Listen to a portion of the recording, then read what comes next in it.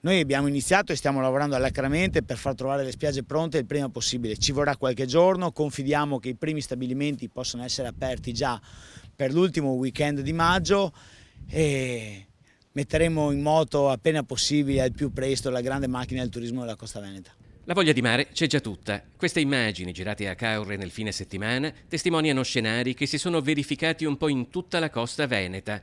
Giugno sarà il mese della ripartenza di un settore tra i più sviluppati nel già floridissimo panorama del turismo regionale, un comparto messo a dura prova dal coronavirus. A Jesolo si lavora a tappe forzate, ci vorrà qualche settimana perché tutte le spiagge siano pronte.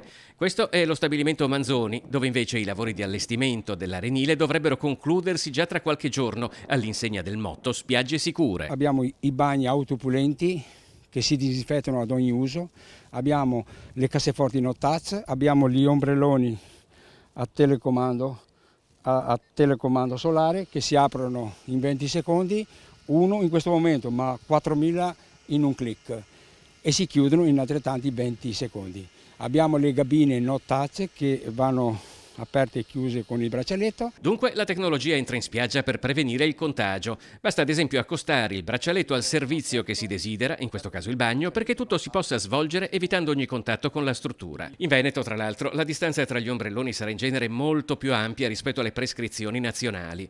A preoccupare piuttosto è la crisi economica provocata dal coronavirus in Italia e la risposta che verrà dall'estero. Per quel che riguarda i mercati stranieri dipenderà ovviamente dal fatto che le frontiere possano essere aperte il prima possibile.